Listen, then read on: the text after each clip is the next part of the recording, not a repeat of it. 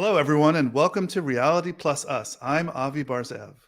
And I'm Helen Papagiannis. And in today's episode, we have the pleasure of welcoming back CNET editor at large, Scott Stein. Hello, Scott. So nice to see you again. Hey, it's great to see you both too. I'm glad to be back on here. Oh, we're so excited. We always appreciate your insights and perspectives, and it's going to be a great conversation today. Very excited. So, last time you were on the show, you were one of a handful of people who had the opportunity to try Apple Vision Pro before its release.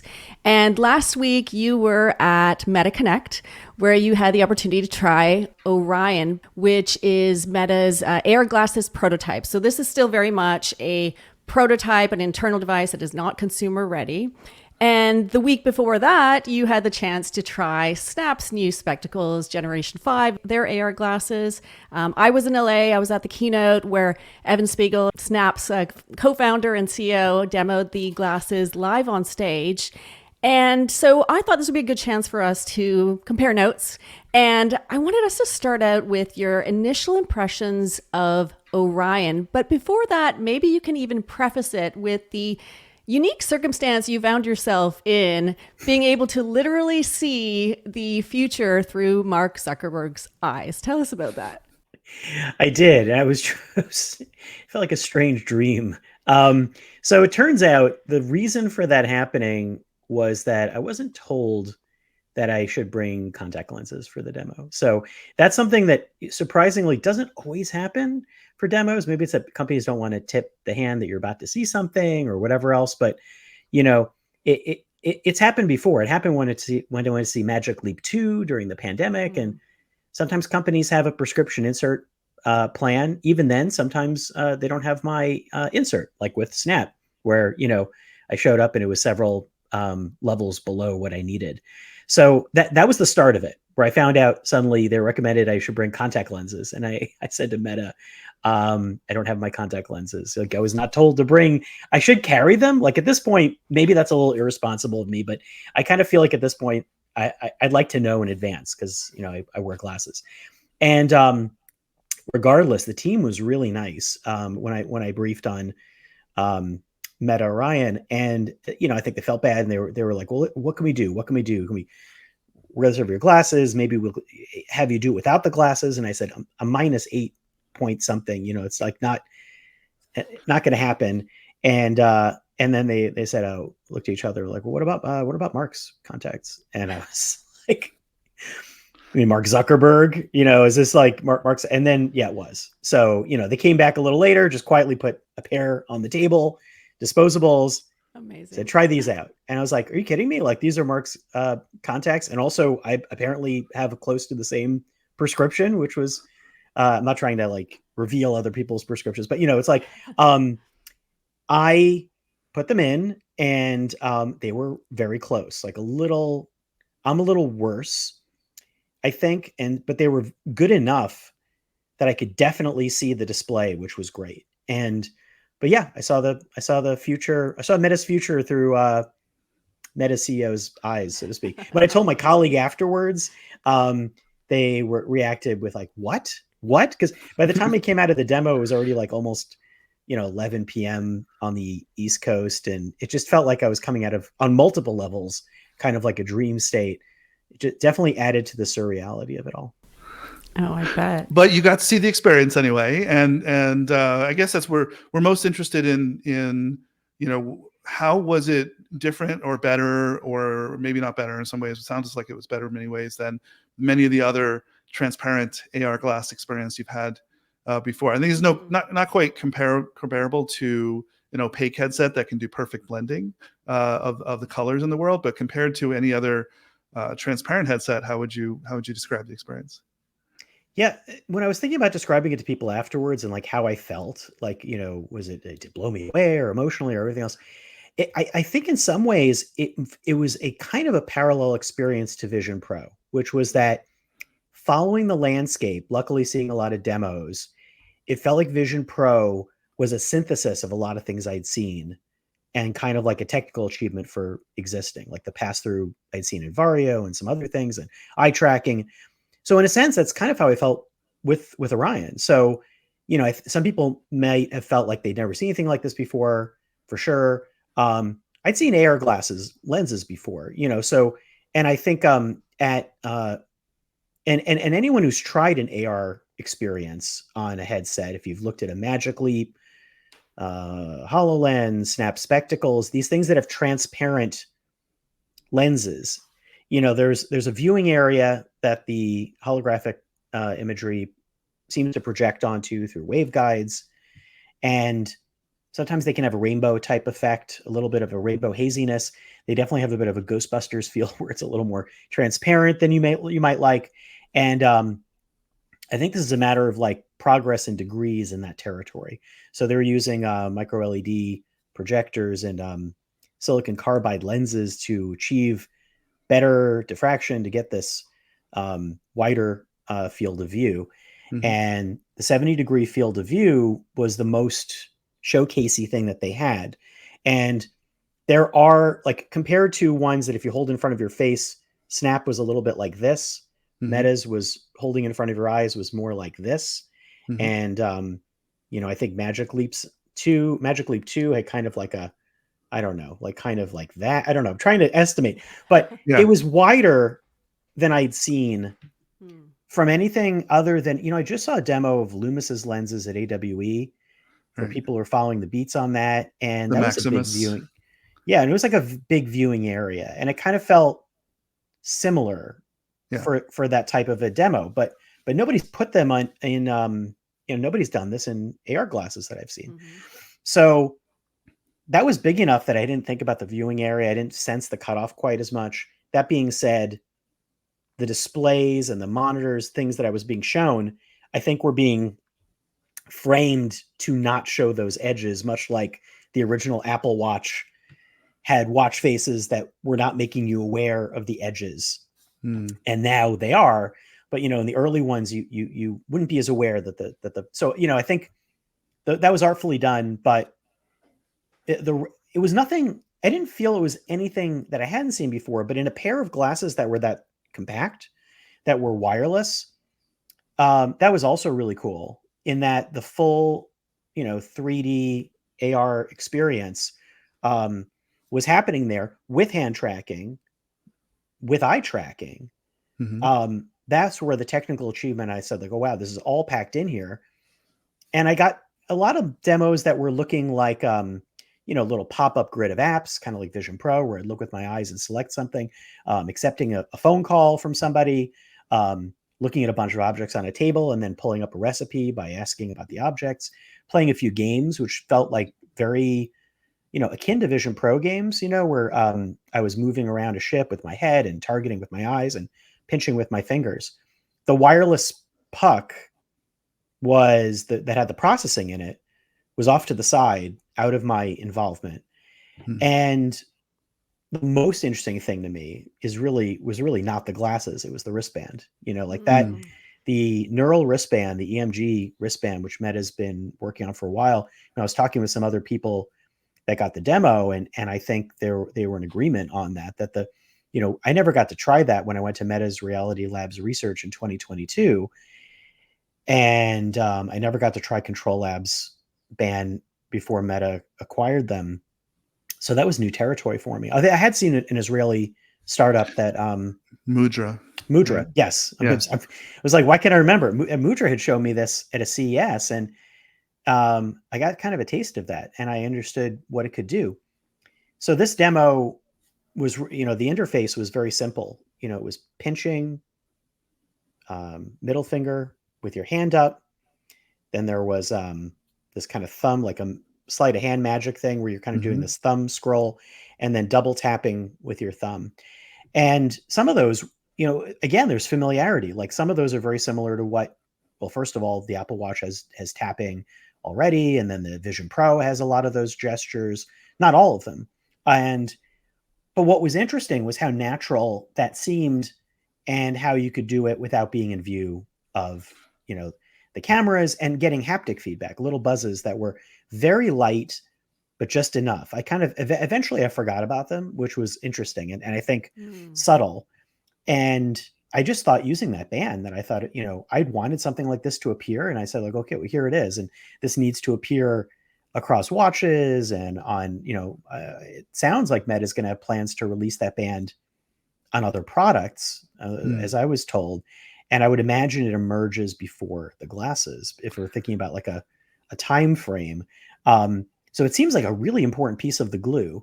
And so I was looking at that and admiring it, thinking about how all these pieces worked pretty seamlessly, but also as a very contained demo. There was a lot, much like Vision Pro, there's a lot in the mixed reality landscape that this glasses demo did not do. Right. I didn't mesh the world. I didn't see things hiding behind furniture, like big, not even like the Snap glasses had a lot of painting in the landscape with art and things.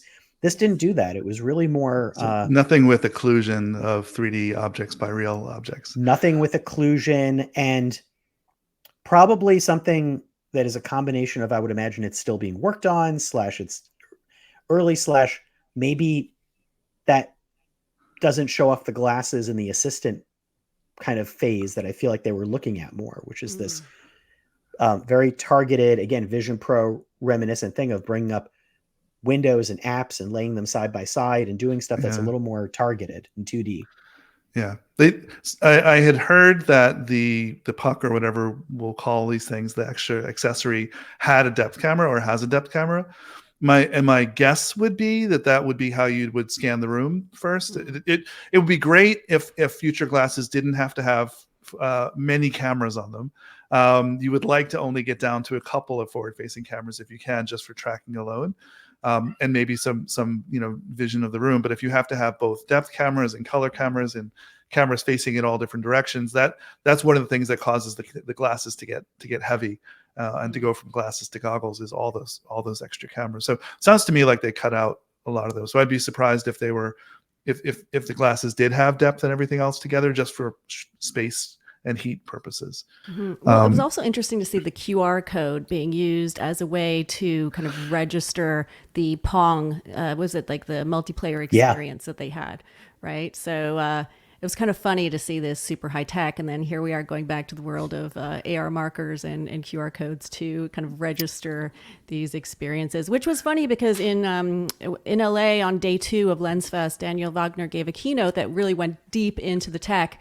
And it was nice to hear him kind of give a shout out to early pioneers like AR Toolkit and, these kind of real world physical markers, and saying, well, and here we are now, and we don't need those anymore. And this kind of trickled back into Meta's demo last week. Yeah, I thought the same thing. I thought afterwards, like it's odd that they did that, and telling too that that's exactly it. Like that's kind of the tell for me that it's not about meshing and scanning the room, and not about recognizing, I'm used to things recognizing tables now, like the Quest, the Vision Pro, and recognizing objects.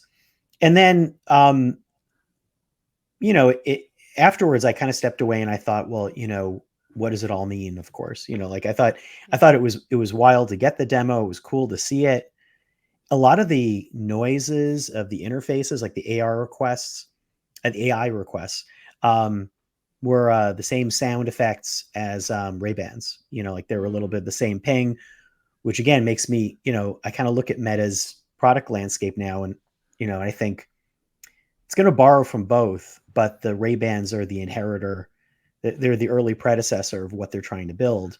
Sure. And I wonder how many of the Quest things will actually carry over, or what the intent through talking to Michael Abrash at Meta and talking with them about their vision is they always have these 2 different areas, the phone and laptop, the bigger headset and the other thing. But nevertheless, the glasses feel part of the, they're part of the Ray-Ban evolutionary path, right, is how I was definitely reading it.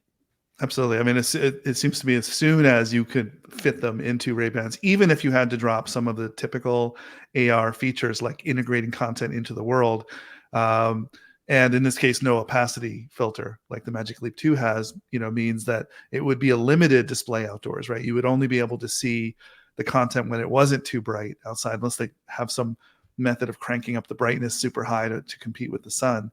That you're exactly right. This would be a new feature on a future Meta Ray-Ban type chassis, as opposed to, in any way overlapping with their Quest line of headsets. And most notably, and I didn't see anybody write about this afterwards, is that at least Meta and Apple seem to have agreed on no more controllers, right? You can call the wristband a controller, but there's no more buttons, no more handheld controllers. And gamers are the ones that would be most pissed about that, because they really want their buttons. Like games really do need a series of buttons. But if you're saying just your fingers and just gestures, then you're talking about a world where you'd have to really radically rethink the way you'd make games if you're gonna do games in that world. Because there's no controllers. You can always add them. I mean, there's nothing wrong with adding Bluetooth controllers, but you're not going to walk around outside carrying, something that looks like a PlayStation controller or even a Quest controller. It's just too much extra stuff. So it's just hands now and eyes, and that's great. That's kind of a ratification to me of that vision of the future interface really is gestures and eyes and as subtle as possible. And they talked a lot in their speeches about how you don't want to be speaking out in public either. So you really want these micro gestures, if you can, that control things in the UI in a way that other people observing you won't even notice that you're doing. I'm sure everybody wants the sub-vocalization that NASA worked on as well, but that's still a ways out. So you could actually speak without anybody hearing you. No one's demonstrated that quite yet. But micro gestures are a good step. Go ahead. Yeah, and you know what? One of the things that I want to talk about today too is some of the updates that we're going to see with Ray-Ban Meta glasses. And Scott, in one of your reviews, you had said, in the meantime, maybe VR headsets and smart glasses are going to keep evolving in steps until perhaps suddenly we'll just be there and it won't feel strange at all. So I want to talk about some of the updates about Ray-Ban for Ray-Ban Meta glasses, and I want to talk about the road to everyday glasses and beyond the hardware, beyond the technology. Something that I know Avi is very passionate about is the social acceptance, the social contract. These are things that we should be talking about. And Avi, you were talking about gestures versus voice. And there was one thing that you noted, Scott, in one of your reviews about how you were looking at this model of a street full of toy cars. And you asked the glasses how they would describe the cars in front of you, and a photo was snapped without you having to say the usual look trigger word. So what does this mean for, and I know, Avi, you have a lot of thoughts on this, but what does this mean for a near future where the camera is always on, and what kind of social contract are we looking at? So far, and Avi, I think you brought this up on LinkedIn, we haven't had this kind of glass hole moment yet with the Ray-Ban Meta glasses. And I think about with back in 2012 when Steve Mann, father of wearable computing, was physically attacked in a McDonald's in Paris. And there were no cameras allowed at the time, and he was asked to remove his device. However, it is partly bionically implanted. So that was something hard for Steve to remove, these pair of iTap digital glasses. And unfortunately, there was a physical assault. But what does this future look like? What kind of social contracts, what kind of social adoption, what needs to happen beyond the hardware? And kind of where are we headed with all of this? Yeah, well, there's something coming, what Meta talked about at Connect, how they're finally going to be introducing a camera API for permission for developers to start accessing this for multimodal AI, to recognize the world with cameras, stuff that I kind of thought would already be there in headsets, but it's taken a while compared to where it's appeared already in some experimental AI devices this year and the Meta Ray-Bans. And, it also sounded like on stage, Mark Rabkin, who's head of Horizon OS, who I interviewed, and he was kind of, and that's still a story I'm working on, but, he was sort of saying you guys all asked for it. So, you better make stuff with it, and I kind of felt like there was this push and pull a little bit with that, where they still need to work out some of where that privacy landscape's going to go. And it also made me think about Snap, how one of their big pushes for these new spectacles was that they wanted to start working with camera access, allowing OpenAI to use it. And I'm kind of following those beats because that, in Apple with Apple Intelligence, it's absent from the Vision Pro for now, but yes, I would imagine next year they're going to talk about that. And, maybe it's the next version of the Vision headset, but I would think that they would talk about next year if the M2 is capable. And it will also inevitably use the camera. Their use of the camera button for visual intelligence on the phone when I saw that announced at the Apple event, I was like, ding, ding, ding. I was like, there's the piece, there's the little bit of this. And I think about it on glasses and headsets more than the phone, but they've been working on the phone to enter it. So I think like that's all coming, but it's also interesting because in the present, I wear the Ray-Bans quite a bit. People just don't have any idea that I'm wearing them. And they don't seem to necessarily mind, but it's interesting. Like, I'll go through security at the airport. They're the one item I don't have to take off. So Wow. I still have my camera glasses on. Nobody seems to stop me. I went to the hospital. I wrote about that, like, getting checked Yes, I in. remember. You have to take off all your things. You don't take off the camera glasses. So I think These are there's a lot- places that would have a sign on the wall saying no photography, right? right. So Yeah. in the future, there may be rules about this, but it's going to be very hard with something that is for your assistance, for yourself. I don't know how they're going to divorce those two or differentiate them. I think the same way if the reports on like earbuds having cameras at some point, and if they're being used as hearing aids, people have no idea how to adjust settings. You can fly without turning on airplane mode on your phone. Plenty of people accidentally do it. Nobody checks. I don't know who's going to check to make sure that things are toggled. And there is an LED light on the Ray-Bans that shows when I'm recording, but not everybody seems to know. And maybe in the future, there'll be lots of lights on things to show that they're processing or using stuff. I don't know. It's an interesting question. And I feel like we're heading there by necessity with what it means to have AR glasses. Yeah, this past weekend I was at these candlelight concerts, right? And what was really nice about it is that there's no photography, no videography until the very final performance. Now, I had my glasses with me. I had them in my bag.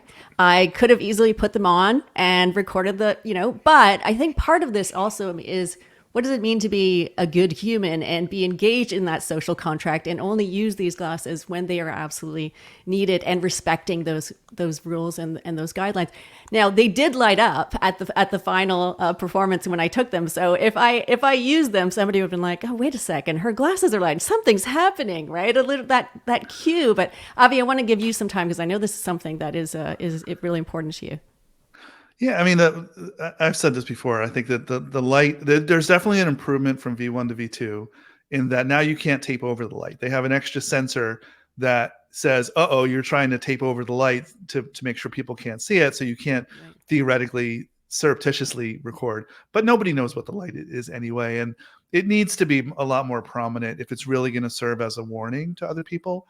That when I hold my phone up to record, it's really clear that I'm recording, and there's nothing anywhere close to that clear. And it looks, I think most people probably think it's just at most a flash, if anything, right? It's just there to help video the scene and add more light to the scene as opposed to warn that you're recording, if they notice it at all. So there's still this bystander issue. And I think the future there, though, looks bright in the sense that we have all this great generative AI technology. And so if we really cared about bystander privacy, we could be doing what Google did because of Germany's privacy laws in Street View, which is they blurred everybody's face everywhere in the world because Germany required it.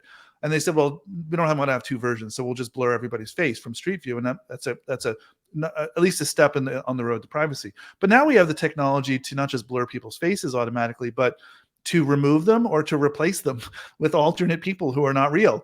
And so if the glasses could tell the difference between the people who have given you consent, let's say your friends and family have given you consent through some mechanism, they could allow those faces through, and anybody who you don't have previously recorded consent would get in some ways blurred or removed. And now you have a way that people wouldn't care so much. I think if Glass had announced that as one of their features when they launched, there would have only been half as much of the social angst that came with it, because it would have shown that they're at least trying, that they at least care about privacy, and they're not trying to say F you to everybody. I don't think Meta's quite gotten there yet. But the other critical thing that needs to happen, I think, it's interesting that they're going to give developers access, because that's where things can start to go wrong. Not that we all trust what Meta is going to do with these images in the background. We're not sure if they're going to mine them to see what medications are in my medicine closet or cabinet, and what papers are on my desk. Those are all things that'll be visible to glasses that are recording surreptitiously, right? The key transformation is that a camera is no longer a camera. A camera is now an AI sensor. and it doesn't output pixels. It outputs words. It outputs metadata that says what it sees, but that can now be filtered down to a safe set. So what I think the really important thing to happen is there should be some sort of a machine learning pipeline, computer vision pipeline attached to the camera that is still tightly controlled, that you have to prove that your algorithms that are consuming the pixels from the camera can only output things that are safe. They're not going to go look up your social security number or your driver's license number whenever it identifies a driver's license. It's not going to read your credit card statements that are sitting on your table. It's not, like I said, it's not going to look at the medicine cabinet or take pictures of your kids or anything like that. It's going to only output at a very high level what it sees. And that can be incredibly useful. But it can be done in a way that doesn't violate our privacy, right? And before it got acquired by Niantic, 60 AI was working on that. I talked to Matt Meisniks a lot about that they were already working on removing people and papers and things like that from the video feed, so that when they were reconstructing the world, that wouldn't become part of it. They would have filtered that out. So I think the future is one in which any developer should be able to plug into that pipeline, but as long they have to prove that they're doing it in a way that is sensitive to the privacy concerns of the end user. The last thing I'll say on this, the other key thing I think that has to happen is when I go through my privacy settings as a user, as an end user, I should be able to say, it is totally okay to use eye tracking to animate my avatar. That's fine. I don't mind. It is totally okay to use eye tracking to do foveated rendering. Fine. It is not okay to use it for marketing purposes. So I want the permissions broken out by what developers would call intents. What do you intend to do with this data? And the intents I would personally choose not to do are the advertising ones, but I'd love to do the other ones. Give us that control. Give us that level of flexibility. We'll be happy. And some people will choose to leave all of them on. Some people will turn all of them off. I would be half and half. I would turn some of them on that are safe and turn off others that aren't safe. Any thoughts on that too? That's Scott. You want to chime in? Well, also what's interesting is that I didn't get to see this demo, but Mark Zuckerberg was showing that the Ray-Bans will eventually also work with live video feeds, and then they're going to have running the camera through video, and then it giving you advice as you do that, which is another precursor to it's not just snapping a photo, but there's a real-time element. Can the battery, the processing power uphold that, and for how long? But I think that's kind of the idea, is that right now you're getting kind of like a ping that goes and delivers it and then relays it back. And then it's going to be something that's trying to aim to be more instantaneous and perpetual. So yeah, I think what's interesting to me is this, I'm thinking about how I'm reading your book way back on AR, thinking about senses and what the nature of senses are. But especially if you use it for assistive purposes, there's just this tangle. If I'm looking at something with my eyes, there's no blocking that. I can look at whatever is in front of me, and no one can say you can't look at this. They'll try to come up with a way to not have me look at it. A closed off event or something like that. And so I wonder how that works, where if somebody is using it for assistive purposes, which I imagine is also the end goal, sooner, within the next decade, you get to the point where these become either for people who have vision, challenges that they need to address, or to enhance your vision even further. Where does that bionic line get drawn? There's a question of privacy, but there's also a question of well, that's how it works to do the thing that you want. And I think companies are maybe it's in the terms of agreement. It's there's the dangling carrot of but you want to see everyone's face and do this, right? You want to recognize this, you want to be able to have this power, and kind of like the, authorizing things to have access to stuff in exchange for other things that we do on apps. It kind of scrambles my brain a bit when I think about how to handle that. Yeah. I mean, there was, I don't know if you had a chance to see it or not, but there was an update to the Ray-Ban Meta glasses that included an assistive example called Be My Eyes, which you may be familiar with, Scott. Yeah. So this is an app that has existed for several years. It's existed on smartphones, and now the technology has been transferred to glasses, where it supports somebody who may have vision challenges and enables them to see directly for an assisted volunteer and a vetted volunteer to be able to see what they are looking at, and then give them advice, whether it is looking at in their fridge and saying if this box of milk is expired, or helping them choose perhaps the correct color of socks as a pair. And this is something I show in my keynotes, and something that was really interesting. Just in the past, I think it was about 6 months, they announced an OpenAI partnership where those human volunteers were no longer needed, where now AI was taking that role. And there was an interview with somebody who did have a vision impairment, and she had said that she preferred the AI because she didn't want the human to see the mess in her home, which was really interesting, right?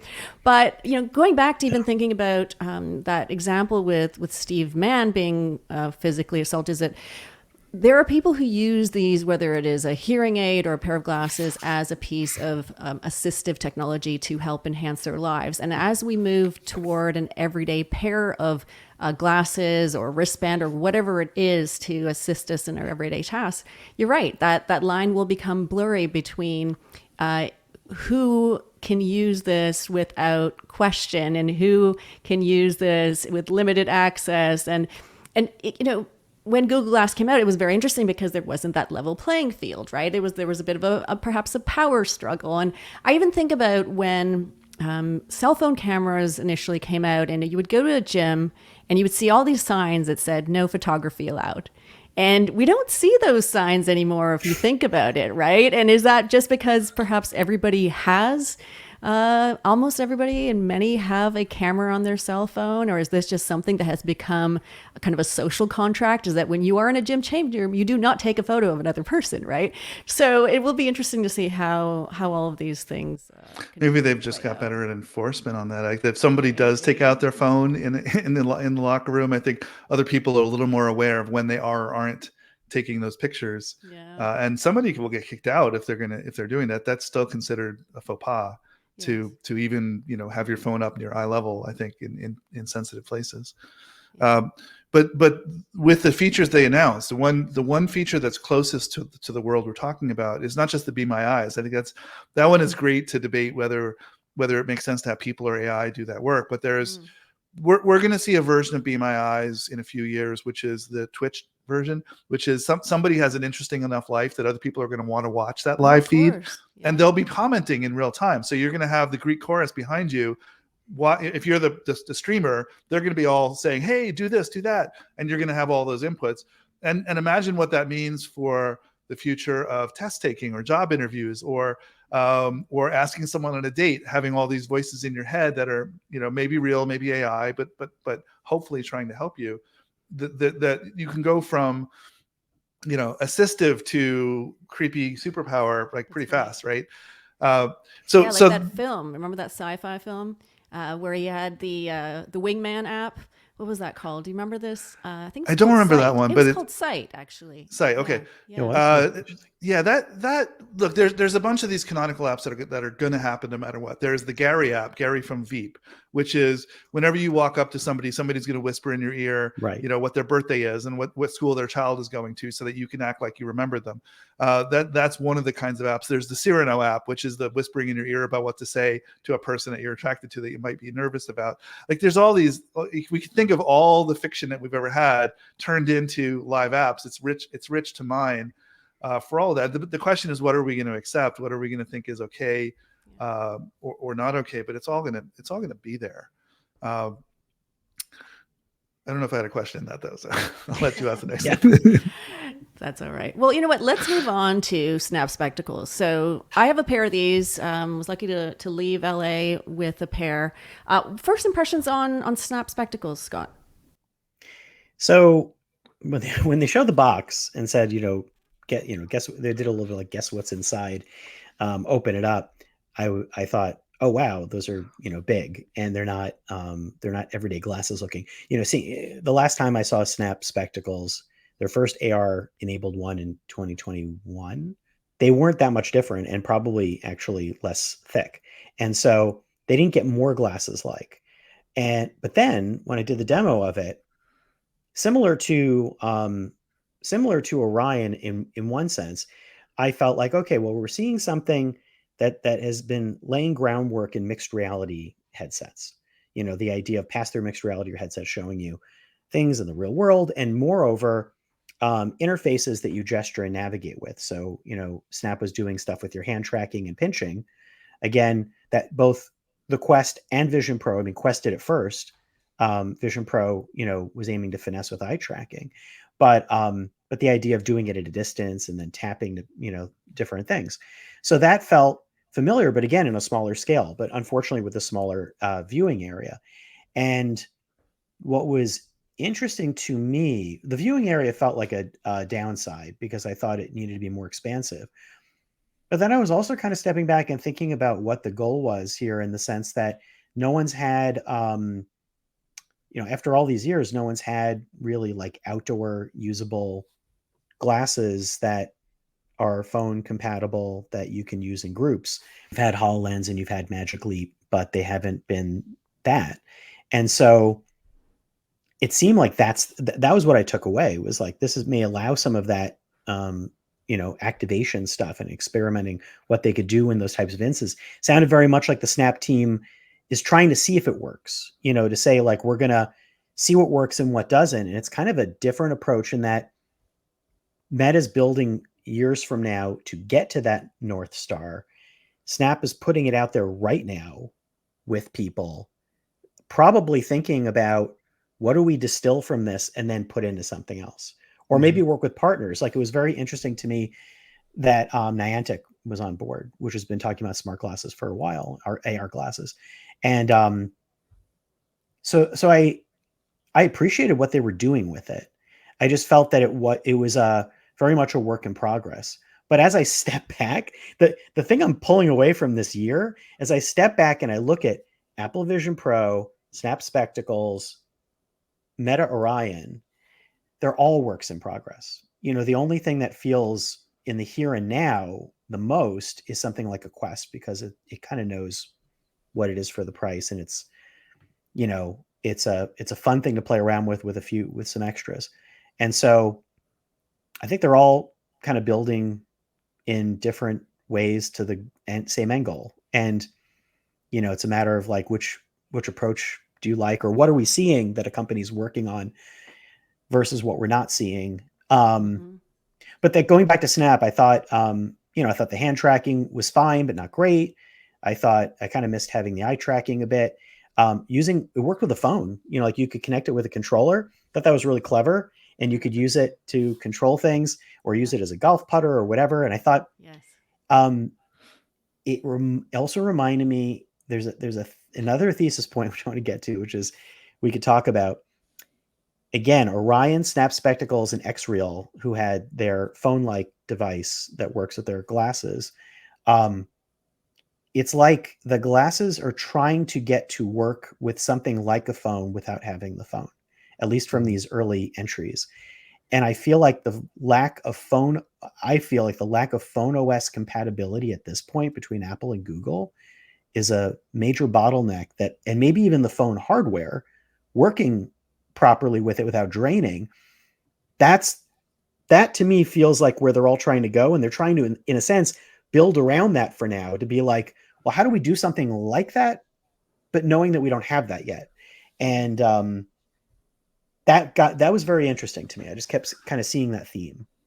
The phone companies have not made it necessarily easy to use phones as a puck for other devices. I think that that maybe some of the things, the standards are not quite there, but there tends to be a lot of latency if you want to use the video feeds from the phones. They're meant for putting up on a screen, but not meant for having it be super low latency glasses being driven from a phone. So if you really want to use a phone as your rendering engine, you got to do a lot of custom engineering to send the data some other way, other than the normal ways.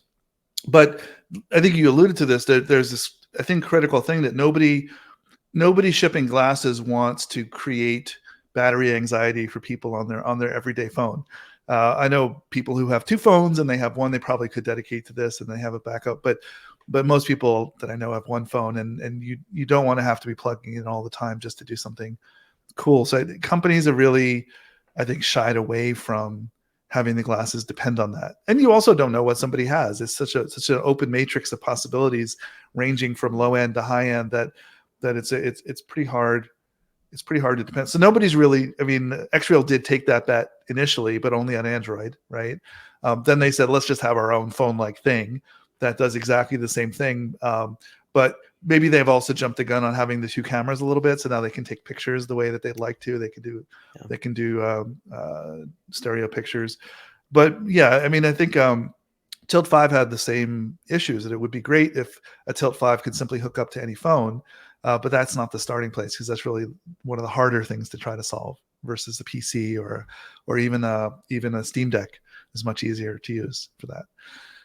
So you're right. But then the question I would ask is, if you listen to Mark Zuckerberg talk about his rationale for why to get into glasses, it is to bypass the phone. He feels like he's been screwed by phones having privacy and other business models and 30% taxes and all the things that people talk about. So he really wants to own that platform. And I guess the question is, thinking about the future, is that even possible? Like, is it even feasible for Facebook to come up with a new technology that everybody wants, that all of a sudden obsoletes the phone, and that's no longer a player in this whole equation? What do you think about that?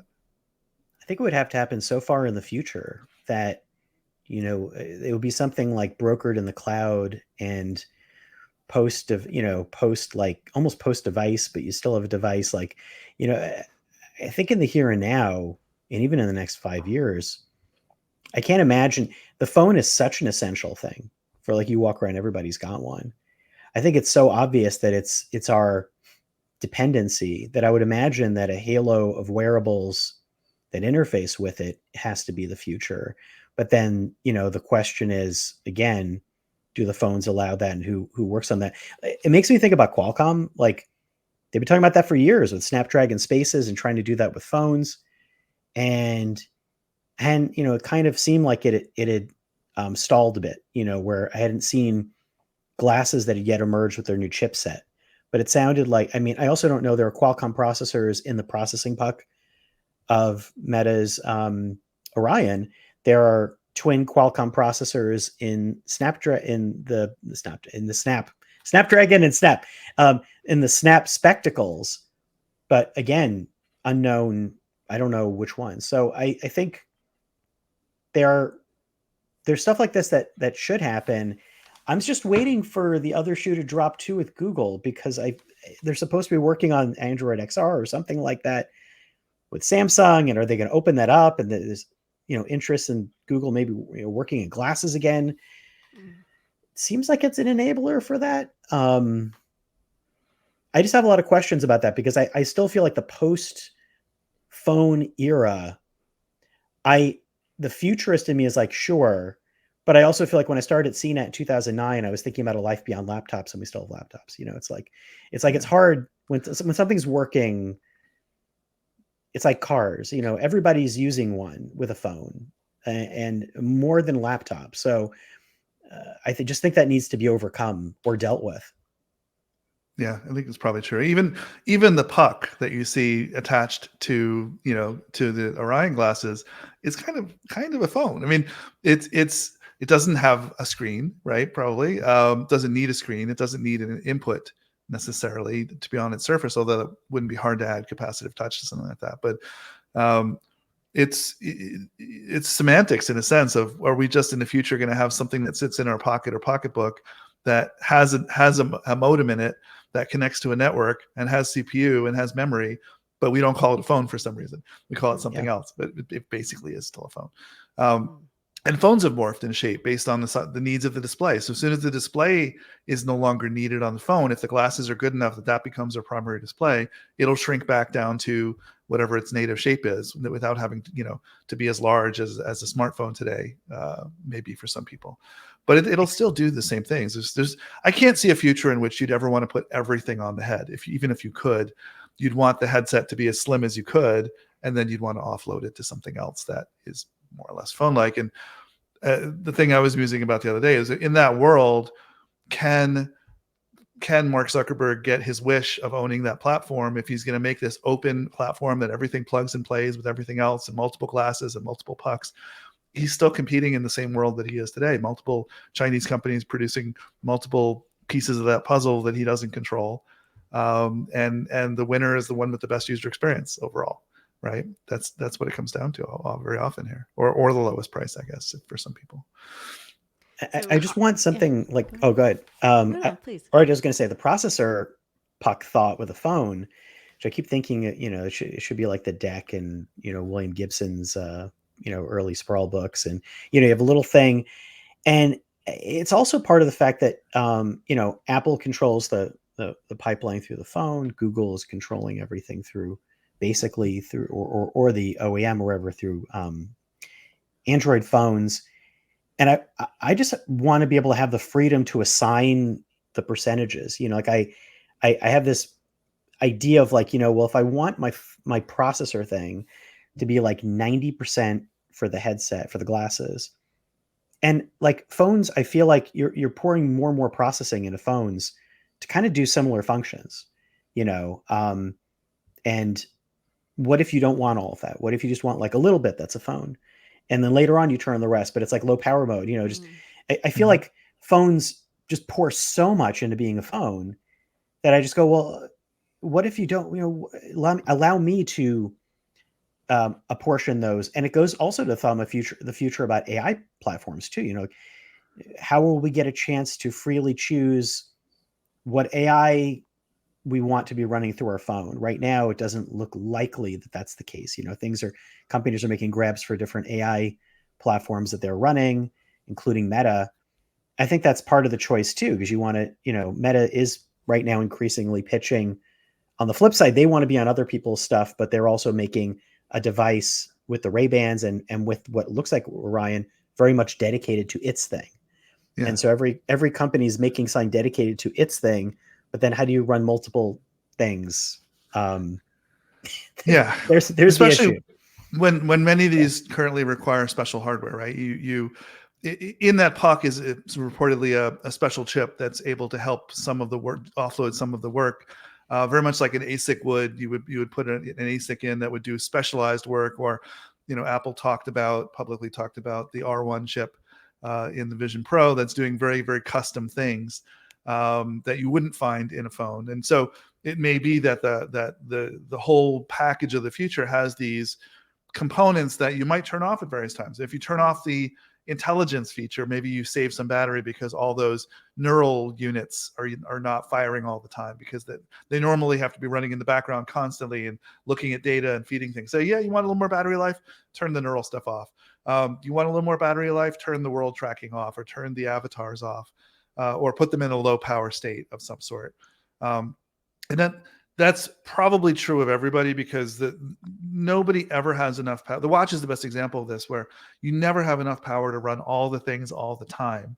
And so even today, watches are just getting to the point where their screen can be on all the time. Mostly they had to be off and wait for you to look at it, and then had to detect that you were looking at it. And so XR devices are going to be the same. There's going to be all these great features that are probably off 90% of the time when you're not using them to conserve power, and then are smart about when they turn on, or user preference, like you said, turn these on only when I want them, because maybe better that you have a big meeting coming up that's going to need them, and you don't want to waste your battery before the meeting with something frivolous, and so you want to be in control of that power profile. But yeah, the reality is think of all the cool things as being there latently and only on very occasionally when they provide some value. Absolutely. Yeah. So let's talk about some of the experiences that are enabled by this technology. Scott, I have some questions for you as, of course, editor at large for CNET, but also very much as Scott the playwright and Scott the human who's interested in immersive theater. You touched on the spectacles, some of the possibilities with multiplayer experiences and activations. And I know you weren't in LA, but you were in New York, where you had the demo.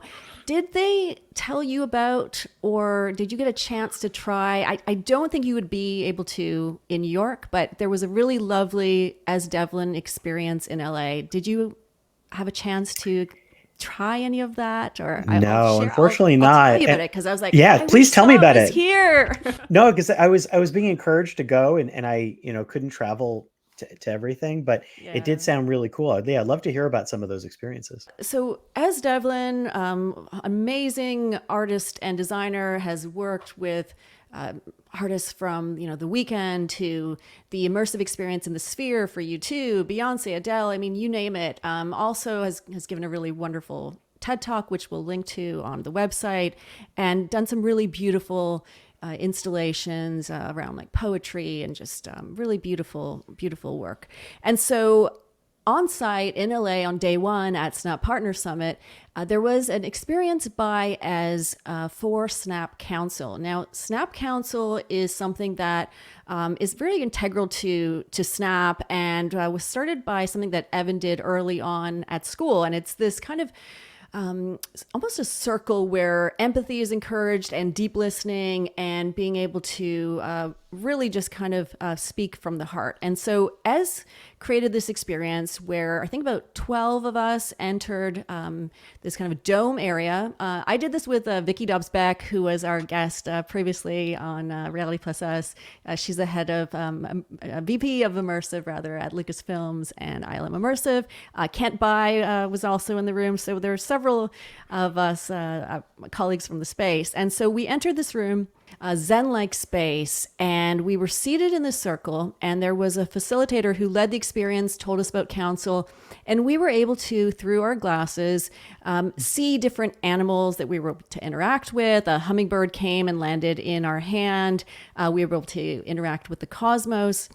And then towards the end, we were each asked, and we were invited to make a promise and to set an intention for how we would take care of the earth.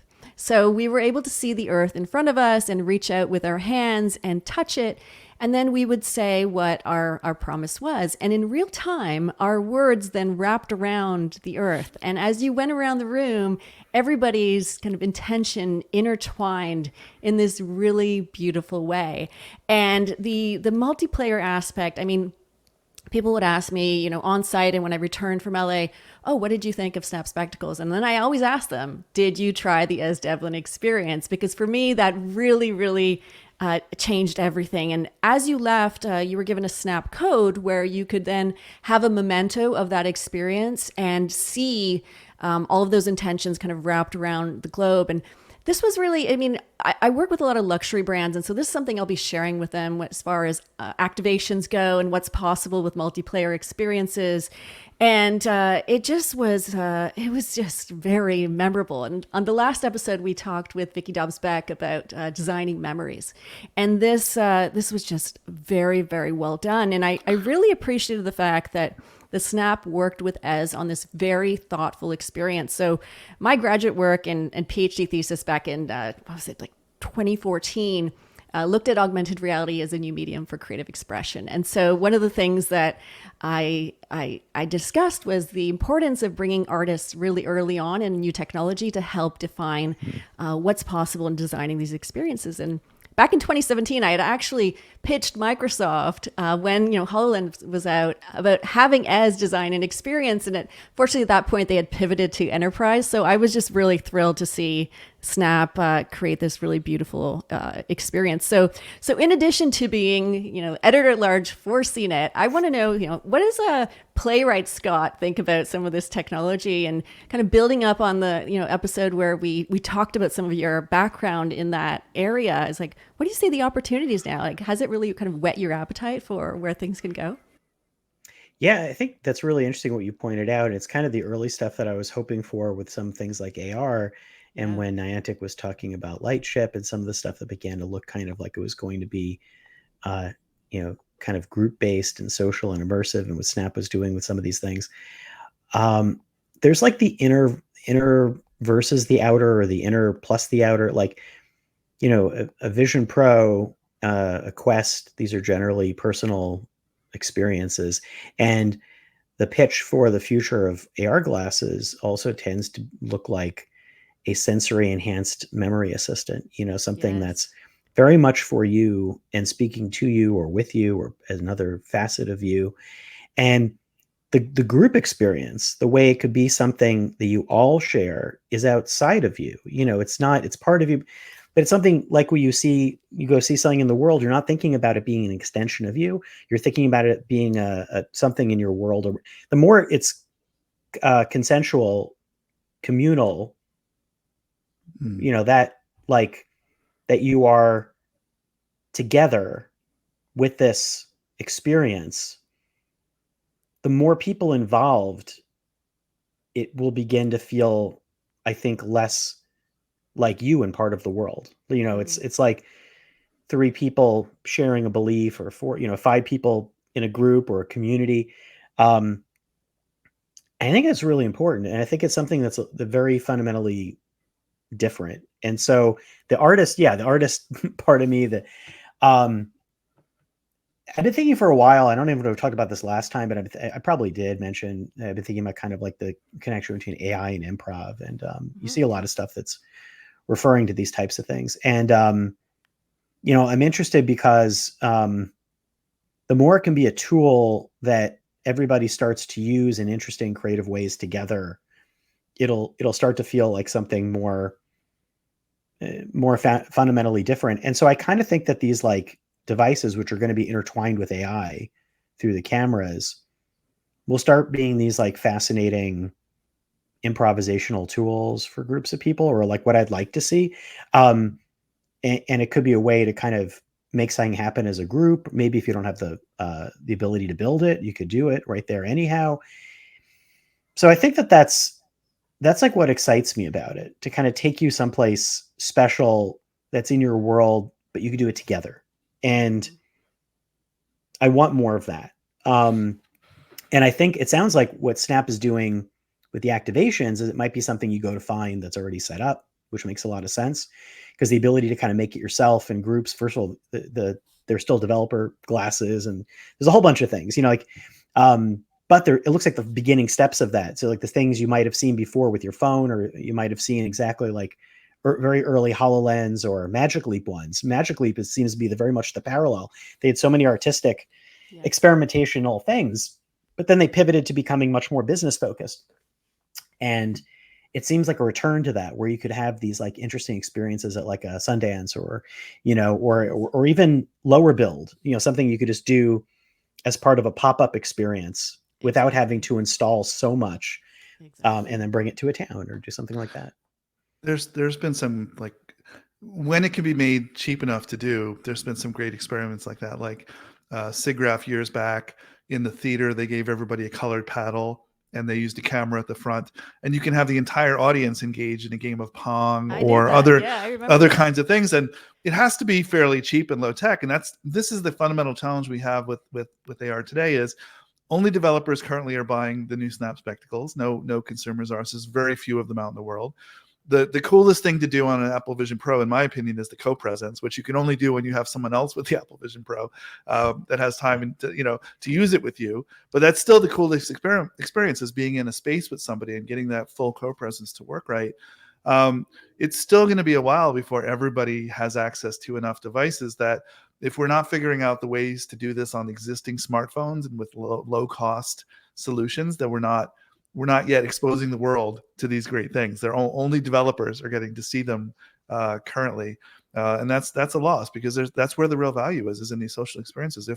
I would argue, if Glass, there's many things they could have done differently, but had they made it not a social unleveler where somebody has all the power and everybody else has no power, if they had made it something that elevates everybody, where somebody could wear glass and it helps everybody around them, that would have been a positive. Everybody would have loved, they would have invited people, they would have called them glass friends or whatever instead of glass holes, if they were providing a social benefit to everybody else around them. So this we got to figure out, is how to crack that nut of get it out there so everybody can see it today and believe in it, and the hardware will come in time when the prices come down and the yields go up, and we'll get there. But we're still seeing the glimpses of that today. It's hard for anybody else to even squint and see that future yet, unless you've been immersed in it for a while.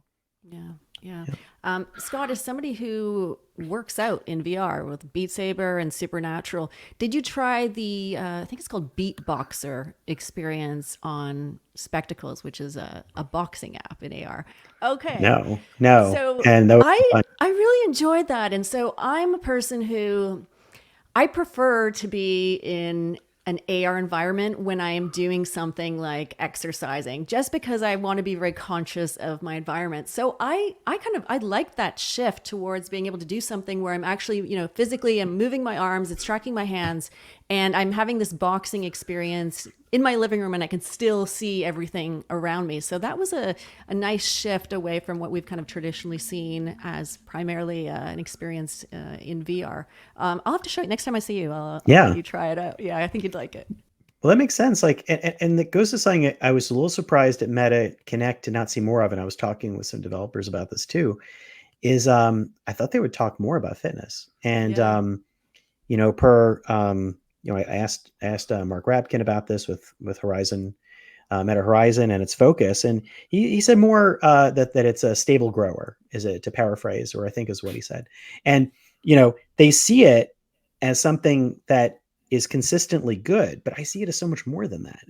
I hope that they tune that more as well, because the absence of it at Connect seemed a little odd, because if they're looking for people to consistently come back to headsets, that to me right now is the number one. It's usurped gaming for me when I do it. I had a few months absence now where I haven't been in. Right. I had surgery and trying to get back into it, and it's hard to get the ball rolling. But when the ball is rolling, it's the reason to go back. And then maybe I start doing some other things. And it also is time-based. So you want to go back each day because there's a reason to do that. Whereas like a Vision Pro, maybe doing it, working it here and there, but not all the time, because there's not a definite need. There's not an obligation. There was a book I just read that talked about like obligation is the path to freedom or something like that. I don't know. That sounds like something out of like 1984, but like I was reading this about a book about cluttering, and but I think that having that fitness goal over time really provides a very practical real life reason to go back. And then so it goes to glasses too. Makes a lot of sense. A really practical thing to say, wow, I could take that training, or it's like meditation on the Ray-Bans. I really like that feature they brought on, which is simply play my daily calm. Yes. And you could do this on your phone too, but somehow on the glasses, it does create kind of like a meditation moment. And I feel like if you could create a moment that guided you to do a little exercise and had the guidance for it, even if it's not deep AR, I feel like that's transformative. I agree. Yeah, that absolutely is missing. I think that you see this maybe as a result of the design teams that work on these things not being diverse enough, that they follow not to rag on that, but the Thad Starner school of AR, which is it's all about displaying information. Like that's what it's all about, labeling things and identifying things and observing things. And I think what we're going to find is if you want to make an AR product that appeals to everybody, that is out there for a very diverse audience, you're talking about health is one of those absolutely important experiences. Safety. Nobody ever talks about safety as a feature, but if you look at the latest Apple Watches, what are they adding?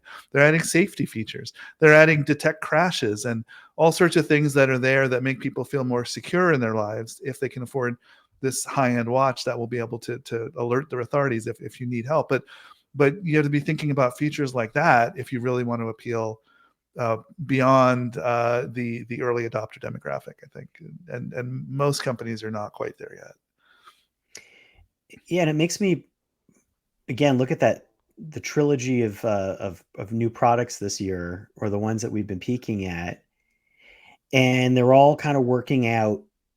It was also interesting because Meta was talking about something else to kind of, I don't know, I keep mentioning Mark Rapkin, but I was talking to him recently, but he mentioned a really interesting thing at Connect, talking about the using the 3-body problem reference, the stable era of the headsets, and they want to kind of develop for this common platform. And even VR, I think, has had kind of a stable era, so to speak, where it's been something familiar, something we understand, even if not everyone's using it, kind of like smartwatches. Like you get to the point where you kind of understand the feature, but then it does feel like things are about to transform beyond that.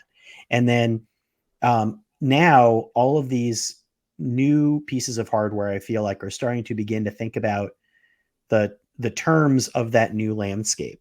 And there needs to be, it also goes into like, do we even have the software or the apps for this? I don't think we do. I think the Vision Pro is lacking in compelling apps.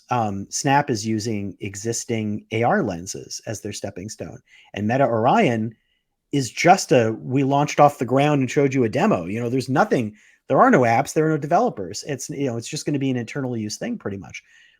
And when I talk every once in a while to people who are maybe VR developers or XR developers, and I'm totally, people are going to be like, that's not me, or I don't know if I agree with this. I feel like there's a lot of questioning about what this next landscape is going to be. What gets left, what gets left behind, what gets added, what is mixed reality fundamentally. I kind of feel like all these terms are not really being explored to the depths that I thought they would be in 2024, considering we have two headsets that do it. Not to the degree that VR was playing with everything. Like you said, the artist period of VR, when Oculus was investing with artists in things, and you really began to have all these great ideas, that all needs to happen now for this AR mixed reality AI landscape. Otherwise, I don't know if people are going to be thinking more interestingly enough about what is possible with all of this. Yeah, no, I absolutely agree. I mean, otherwise, if we don't have these experiences, we just have paperweights, right? Like, it's just really about like, what can we create that is truly novel and unique to this new medium. And that's what my PhD dissertation was all about too. And just looking at kind of the history of how mediums evolve as well, and how they often kind of replicate what has come before. And so I even think about, the spectacles, and you referenced this earlier, Scott, about the field of view being more vertical, and in many ways kind of resembling the way that we consume content on our phone, which is also kind of strategic and smart for Snap to do, because it mimics and it extends the way that people already use Snapchat in that vertical format, whether it is consuming videos or content, or even world lenses, right? And I had mentioned I was with Vicky Dubsbeck at the Snap Partner Summit in LA, and so ILM Immersive is actually going to have a Star Wars experience on Spectacles Gen 5, which I'm really looking forward to. And one of the things that she mentioned about which I hadn't thought of, but now it makes perfect sense, is that the vertical field of view, she had mentioned that with Magic Leap, when they had an experience, a Star Wars experience, C-3PO was cut off because it was this kind of horizontal letterbox. So you couldn't see the character in full. You will either just see the head or the torso or the feet. And I think of it also on first version of HoloLens with the game Fragments, which I'm sure you're very familiar with. And there were these characters that would come and sit in your room. And I remember too, there was a character standing and I couldn't really see the character in their full body. I just saw their head at once, right? And so this is, I think, something that was was thoughtful in the way that we kind of currently consume content, but then also thinking about perhaps who are the characters like My AI, or who are these future characters that we will interact with on Spectacles in that vertical format. So I guess we will just see how that continues to evolve, because I remember even reading about when you were testing Orion, the field of view felt nearly invisible when you were turning left and right, but when you looked up and down, you could notice things being cut off, correct? Yeah, a little bit, although I don't really remember that, but again, I think it's because the layout of what I was being shown was a little more in this zone, but it was still pretty, Right. it was still pretty good vertically. I wouldn't say it was overly horizontal. But I know what you mean. And I hadn't thought about that with the spectacles. It's a really good point that for like a figure, like a standing figure, that it would look good. In fact, what was a little interesting is that I didn't get to see any demos like that from Snap. They should have shown that, where there was like a person standing across from me. That would have fit well. I was doing a lot of things like painting with flowers across a landscape, or building with Legos, or things like that, where you kind of had a table full of things or a landscape, and you were doing a little more like this, or Peridot, where you have the virtual pet, but I was trying to sometimes go, where's the Peridot? Let me make sure I've centered Peridot a little bit. And Meta would probably deal with those same problems too on Orion, because, again, if I didn't look at something running around in my world that I then had to find with the glasses. It was like I brought up menus that were already meant to center on the glasses, and so it was more like open an app. So many of the hardware experiences this year were about like, this is how you open an app. I just realized that they're all about like, this is how you open a window. This is how you open an app. This is how you in Snap OS. This is how you find your apps. I think my first VR demos were all experiential. Like Oculus Crescent Bay, the first like real, or HTC Vive, they were really just piping in a couple of really amazing experiences that you'd walk around. And it wasn't even like I was knowing how to launch or close those. It was just like, there's a whale going by and I'm painting now, and there's a velociraptor running after me. But now we're like, here's a bunch of apps. You're going to open the app. You're going to close the app. You're going to move the window. You're going to find a way to move. And so I don't know. It's just interesting that somehow has been the conversation now. I think it's limiting. And plus we may be in a post-app era at some point. So is that even what the future AR glass experience is going to be like? It's like Apple Watch. How often am I opening a watch app? Like almost never. It's just not a thing I tend to do that often. The post-app era also is one in which there's objects in your world, and they're just objects. They live in your world, and they're there, and when you look at them, they do things, and when you interact with them, they do things, but you don't launch them all the time. You just place them and forget about them. And just like our desks, like with physical things on them, I have a stapler. It has one job, maybe two. If I need to nail something, I might use it for that too, but I don't recommend it. But that's a world in which you're not thinking about, where did something come from? Where did I buy it? It's just part of my world. And we need to, it's probably, sort of a lesson for Adobe in that, is that we're probably moving away from the world in which I buy an entire suite of tools that all have to work together, and more like I buy a marker from this company and a pencil from that company, and they both need to work on the same wall. And that's just how the OS is going to have to work in the future. My guess, if I had to guess, is just that there's a little bit of reaction to Apple showing really cool UI, and preemption of Google, who everybody thinks is going to show some OS. That if there's going to be 3 players in that race, that the third player needs to be competent and have a chance at being the not Apple solution. So that's my guess as to what they're thinking about, because I saw a ton of what they showed previously was directly aimed at trying to counter things that Apple had done. This one seemed like it was also preempting what they think is going to happen in whenever amount of time from Google. Everybody talks about, but who knows? So we'll see. They do that a lot, I think. It's also funny because like you think about these companies like at their kind of origin point, and like, Facebook started with this idea that maybe you had Friendster or something, but it's like not something that you normally had been using. It blew open the idea of what you were doing on a computer. You introduced friends. You've got a new type of feed. You've got ways of sharing. Snap had these, on a phone, suddenly you're working on these, quick image communication type of technology, or even like, Google search, it's like, I never did this before. And it's funny because now we kind of need that, like you basically need like the new landscape to come up with brand new forms of evolved or post social media things that start doing things that you go, I did not ever imagine that this is going to happen. And it's a completely different way of socializing and connecting.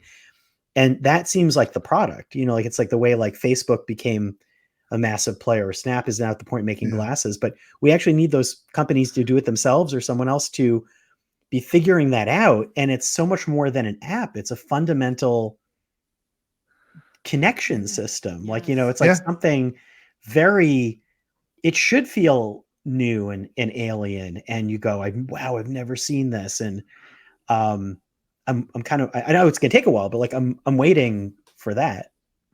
Yeah, it's kind of, in some sense, an operating system reality, for the human layer of reality anyway.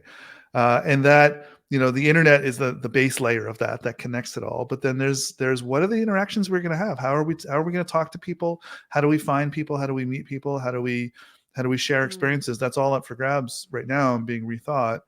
And to both of your points before, sort of lamenting that there aren't enough creative exercises going on, I think the observation is there's two kinds of developers. There's the kind that will jump in when there's only potentially 1,000 people in the audience because they want to be the first and they want to try something new, but they're not going to make any money at it. They're just going to get some fame and recognition for it, maybe some advanced experience.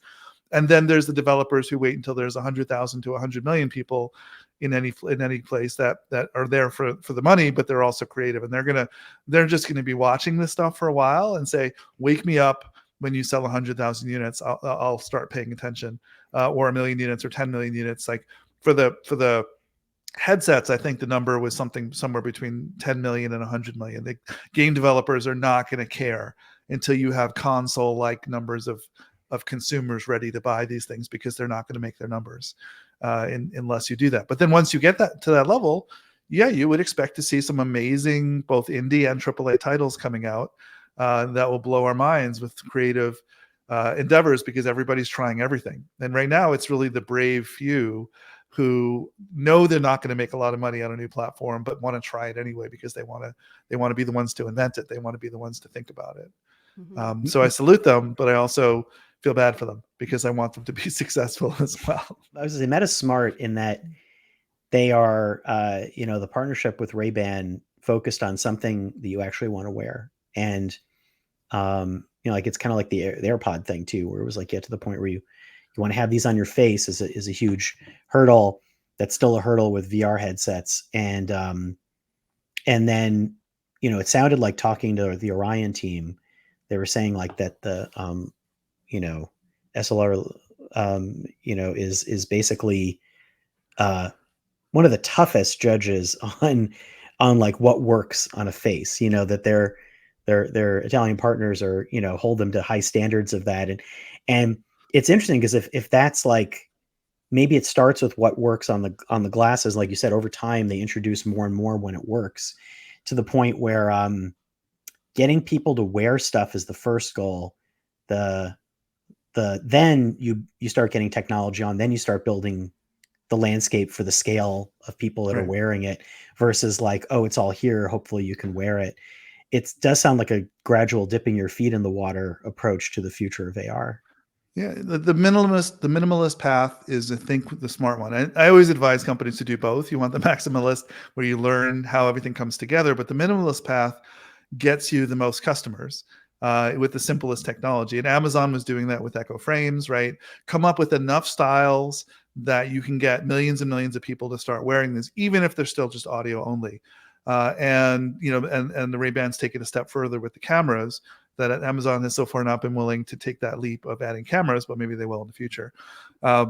And add only what fits, right? So the only thing that limits the number of Meta Ray-Bans right now is the style, is how many people want to wear that style. And it's a lot, but it's not everybody, right? Not everybody wants that style or believes in that style. So now they have to iterate on 10 more styles that will appeal to 10x more people, and get them all wearing these. And at some point there'll be a tipping point with even the glasses that only have cameras on them. That will become a platform, which we see them now starting to make an API for this, right? That's one of the big announcements, is that developers can start developing for the glasses. It might be interesting now, given the number that they've sold, that developers will come in and start building apps for these, but not a lot of developers yet, because it's not quite that scale. But given it 2-3 years, sure, 10 million, 100 million, it's totally possible that we'll see that, and we'll see some interesting apps coming out that don't need displays. And then in 3 to 5 years, I'll say, because that's the number they put out, then they'll have displays. I don't quite believe it, but then they'll have glasses with displays. We shall see. I think having been through this, I'm not really a hardware person, but having been through this, I think that the $10,000 per item cost that they quoted sounds to me like the bill of materials, not the actual cost of what it means, and not the yield. When you factor the yield in, you have to divide the cost of all assemblies by the yield. And so if 50% of them fail to make a usable unit, your cost is 2x. So it's probably much higher than that, and we shall see. Maybe it'll come out in 3 to 5 years. Maybe this will turn into the Duke Nukem Forever of glasses, and it may take a little longer than that to come out. But I don't know if you had any indication from that. They probably told you the same number of 10,000. Yeah, they didn't even tell me the price thing, and I should have asked more specifically, but I saw the coverage from The Verge and talking about the price, and that's not surprising to me. And again, like it's kind of opaque, where you wonder what that means in terms of things, and it's going to be internal.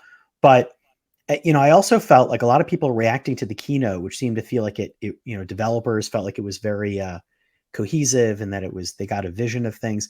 It's funny because I kind of always thought this was the vision anyhow. And so maybe it's that it just became tangible and you got to see it. Mm-hmm. And what it seems like too is a bit of like a thesis point for the meantime of a very affordable Quest and Ray-Bans to start building towards their paths as they slowly meet down the road towards something that will be like that, and maybe give developers missions about what are the glasses really about? What are these about? And it also made me wonder about, again, that EMG band. I kept thinking, if that's like the glue in the middle that provides a common interface between Quest and Ray-Bans mm-hmm. for the near-term future, then you could start having a common interface. And then that could sooner or later kind of ease into some of these ideas. And I would think the same for Apple once they start enabling watch gestures that would work with Vision Pro, yes, or whatever Google's working on in that regard, that there may be movement in this space. But it just feels like, I want to see the Quest headset do more of these ideas. If you can get into more people's hands at that cost, you could be playing with some of this mixed reality stuff right now. So maybe a year from now, we see a different kind of Quest controller come out that the gamers can all argue about whether they're being abandoned or not. But a wrist-based one, and Google had Soli, their project, which used the radar approach to try to do hand tracking. I don't know how close that is to productization, but you could imagine them being able to do gesture capture from the wrist or from nearby, and the same thing. And other companies might use vision for that, for that same problem, which has issues with occlusion, but it's also much more doable today, right? The computer vision approach to hand tracking is hard, but it's a known quantity. It's just expensive in general to have enough cameras. This is the HoloLens's problem, is it had gestures, but you had to hold your hands in exactly the right spot for the gestures to work. And most people were not able to imagine where that spot was. But with my Apple Vision Pro, it's kind of anywhere. The field of view is so wide on where I can hold my hands that it just works. It feels magical. Yeah. But they're all compatible in the sense that nobody cares how you solve this problem. Just don't mess it up. Just don't miss my hands. Don't misinterpret my gestures, and don't make me do the Minority Report thing. Nobody wants to hold their hands up in space in front of them. They all want to do subtle gestures on the side. So as long as you stick to that, there's 3 different ways of solving this. And then there's that Mudra band as well, which, they sell a band for the Apple Watch, right? So you could get an Apple Watch with a Mudra together and track your fingers in space for an interesting combo. When I was in LA at LensFest, I had the chance to ask Evan a question, because I'm very interested in this idea of distributing across the body, not just on glasses, whether that is, connected peripherals. And that was my question for him. As we look to kind of the future of spectacles, is what is the plan to have these external peripherals, whether it is connecting to the, heart rate on our Apple Watch, or perhaps Snap has invested heavily into NextMind, the BCI, right? So, what does that future look like? And so he was able to say that it is on the roadmap. It is something that they are exploring and working on, but couldn't comment that much further. But I mean, we will see. And even just thinking about how do you distribute, even thinking about cognitive overload is how do you distribute an experience across our body? Not, as you were mentioning earlier, Avi, not everything has to be visual. It could be audio. It could be, Scott, you'd mentioned with the EMG wristband from Meta that there was haptic feedback. You know, receive that on the wrist. So also it was like, how can we, to avoid things like cognitive overload and to also even create a customized, personalized experience based on biometrics with full consent, of course, to create this kind of fully personalized experience. You know, peripherals are fascinating to look at of what that future might look like, just distributing that across the body for sure. Well, I'm already feeling now, it's like you said, you know, like with the AirPods, the new like shaking your head and nodding to dismiss things on the messages, which is interesting. And like if they have EMG, you know, wristbands that'll work with display-free Ray-Bans, I feel like that could be the benefit would be that people would develop an interface that you're used to without the visuals, and you start getting used to learned gestures and behaviors where you're navigating even though you don't see it, and then the visuals get added later, but you have that ingrained kind of a gestural shorthand, and that's the on-ramp to doing it without being too reliant on the visuals. You know, like maybe it is like you're so used to doing these things ambiently, and then then you have a little mission-based, like, you know, to save battery life, little targeted things when you have the time or when it's not interrupted. I know Magic Leap always talked about that, and I think it's a common thing with AR is not to be too invasive with your space, and but then you still have this ambient, exactly, like some sort of ambient, like low sensory connectivity, whatever that might be, audio or haptics or stuff like that, that still allows you to be connected.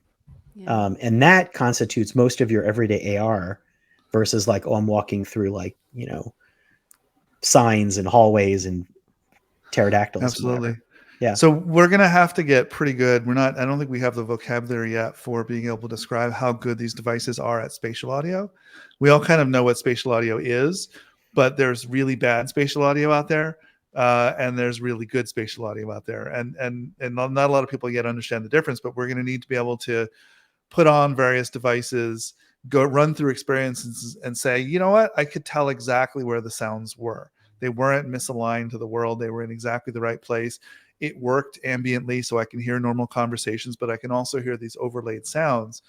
And not that you always have to have spatial audio, but I think it is one of the missing ingredients for both co-presence to work right and for audio-only interfaces to work right. This is not just about the beeps and boops. It's about where are they coming from. When you might look at something and it might beep at you, you need to know it was that thing that beeped at you and not something else. Because that becomes really ambiguous. So I think over the next couple of years, we'll be able to evaluate these and see who's done the research and figured out how to get it right. And then who's built that into their devices well enough, because it's not cheap to make the devices really good as well. But so far our literacy is very low. We can talk about fields of view and transparency. We've got that down. But now this is probably the next step for a couple of years. Yeah, I can't even really remember that much. And I feel bad about that. I can't remember that much about the spatial audio experience on Orion. And, you know, again, it might be the factor of the demos that I did, which a lot of them were really head on. You know, they were bringing up a call right there and looking at objects and talking to an assistant or playing that game right there. And, you know, I just didn't think about it, which is a testament to that it felt very, you know, pretty natural, but I didn't have any moments where I was orienting myself, you know, to the environment or anything like that. Yeah. I mean, I may be especially attuned to this, but I think we'll get to a point where we have consistent demos across platforms that we'll be able to try the same demo. We did this with graphics cards, 10, 20 years ago, where you run the same demo and you can really see where the vendors are doing what they say they're doing. How many triangles is it actually pushing out? The demo is that independent demo is the only thing that can really tell you for sure.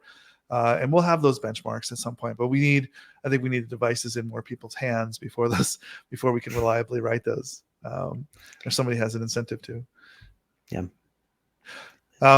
Cool. So did you have, maybe we'll get to the last question. If you had one more, Helen, that we wanted to try to squeeze in. I think I mean, this was more of a kind of an observation. I mean, Scott, you've mentioned the word connection a lot, and I think that is just so important as we look to this future. And that was really nice too about the As Devlin experience, is that we felt connected in this world and in this other layer of a world that we saw.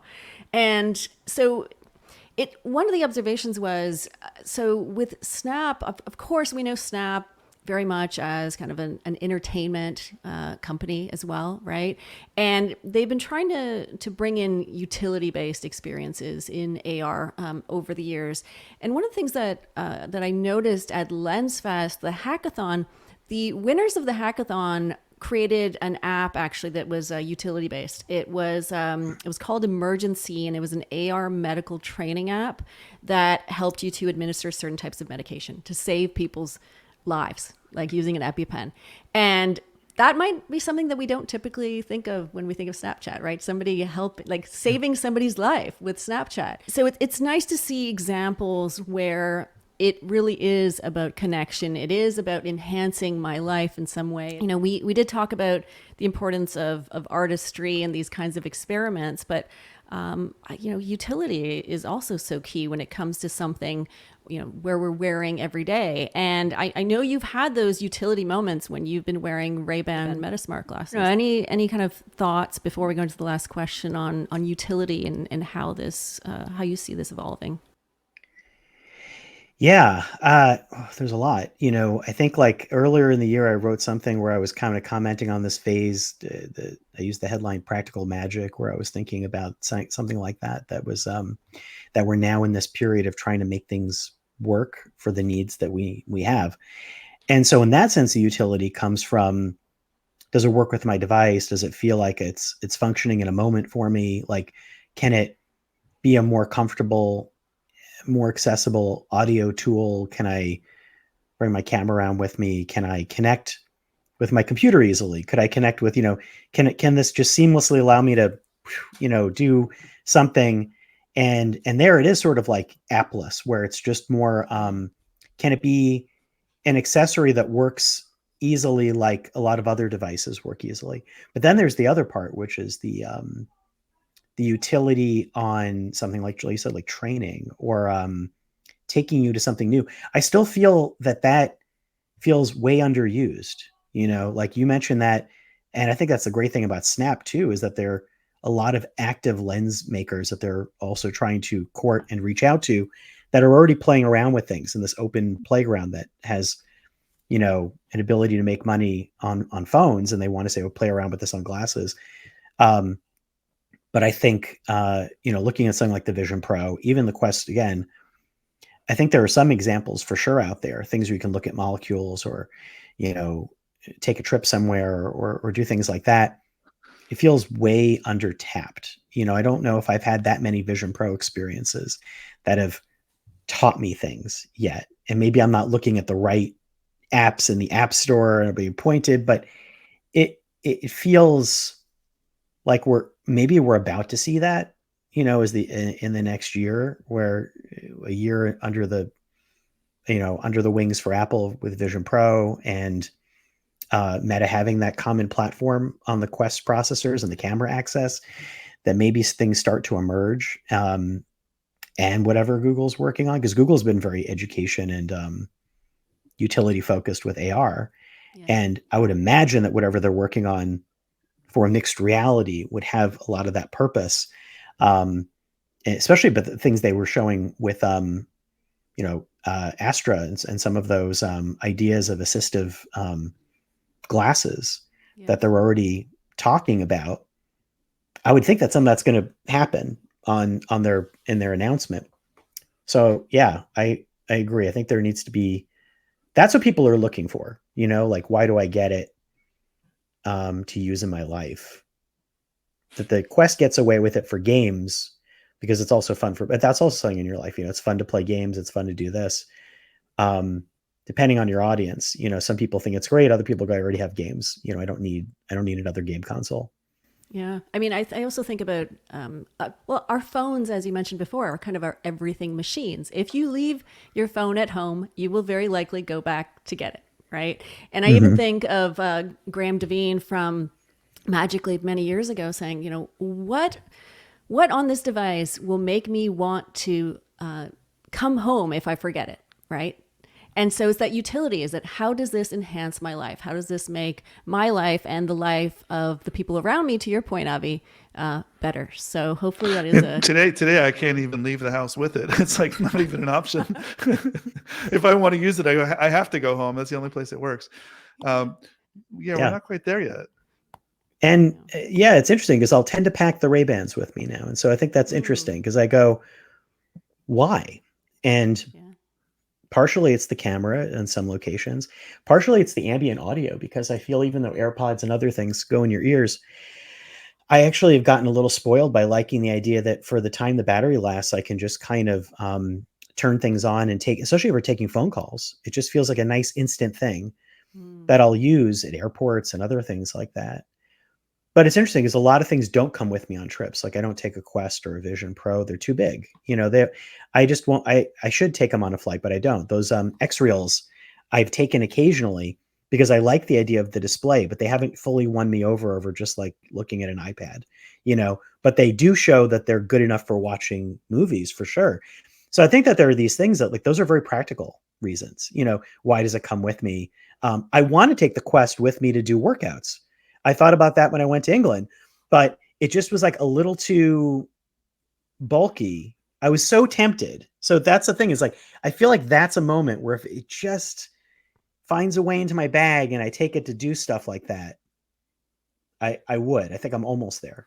Yeah. Or if the hotel had one waiting for you upon your arrival, right? I mean, if we're talking about weight will eventually go away too, right? It's just more of like, it's that for travel, it does become, oh, do I want to lug this thing with me, right? But then there's an opportunity for the travel and tourism industry to have these things waiting for you in your hotel room when you arrive and can use it on location, Or for your first class seat on the airplane, we'll have an Apple Vision Pro built into it. I think it's actually a really nice experience on the plane if you haven't tried it. Is just even watching a movie on a Vision Pro versus on the little TV or your tablet is nicer because it breaks that not very nice reality of being stuck in a seat on a plane and lets you forget about that. And I've wanted this for 30 years now, but I want the cameras on the outside of the plane to all feed into a video that lets me feel like I'm flying without the plane. So, like the Wonder Woman invisible jet kind of experience of being able to see the world and you're just flying on a magic carpet instead of a plane at that point. Nice. Still waiting for that one. I did take it though. I did take my Vision Pro to North Carolina to show my folks, and that was mostly about showing people who don't use a lot of technology the new experiences and trying to blow them away with whatever it's going to work. And for some of them, it was the Major League Soccer was the thing that totally pushed them over the edge. Like, this is the best thing ever. But still, they're not going to go out and buy one right now, right? It's not for them. They'll use mine when I visit. I'm one of those rare people that will be on a plane and I don't watch movies. I don't consume entertainment. And people are like, what did you do for 8 hours? I'm like, I just kind of stared out the window, or I meditated, or I just took that time to decompress. So I'm still just kind of enjoying those moments. But yeah, I don't travel with it right now. Yeah. I think once it feels like something that could like the simultaneous movement on like noise canceling and adaptive audio and stuff like that, and mixed reality getting savvier with recognizing and blending and distilling or fuzzing out some of your surroundings. There's something that'll happen that people will enjoy the idea of this as like a tune your reality, tune your space ambiently type of a device at some point, I feel like that's the thing that people would want. It's the headphones for your eyes thing. I think they were called Hear One, where this was the idea that it would just exactly do what you were describing, and it was audio only. Exactly. You get into a restaurant and you would be, could hear the person actually sitting in front of you and, tune into them. So yeah. They were ahead of it. And that was exactly like, I remember thinking about that as like an audio augmented reality. And then you see bits of that final, like years later, flowing into products. And so I think that's going to be really interesting to look at how the audio and visual parts begin to converge in the concept of what, like, I would like to see pass through have that level of on the fly adaptability. that the audio is starting to get now, Mm. as opposed to just tuning the dial to draw the curtains, something that is much more free flowing. There's a little bit of that in that if somebody turns and talks to you, Yeah, they should penetrate whatever you're looking at because they it's do. relevant. And so And the that's an keyboard's example of it. great. The Yeah, keyboard like breaks through. Yeah, exactly. So you don't want to break. You don't want everything to break through. You're trying to be immersed, but people are more important, and kids especially. If the kid comes up, well, we all watch those videos of parents clocking their kids while their parent was wearing a VR headset because they didn't see them. That should never happen, right? The kid should always come through, as well as the dog and the cat, and anybody else that might get hurt from our level of immersion. So that I think we're close to there. And then the audio, we're starting with hearing aids now. We're starting to hear the ability to tune into a specific person. Like I really want to listen to you, which is the inverse of I really want to mute someone else. I don't want to listen to the annoying person. yeah. And we can almost do that now with technology selectively. And Well, I want to cherry pick like from these devices, like the adaptive audio and the seamless automatic meshing without setup that the Vision Pro does, with like the social outdoor thing that Snap is doing, right. with the compactness and the EMG connectivity that Meta's doing. Like, Right.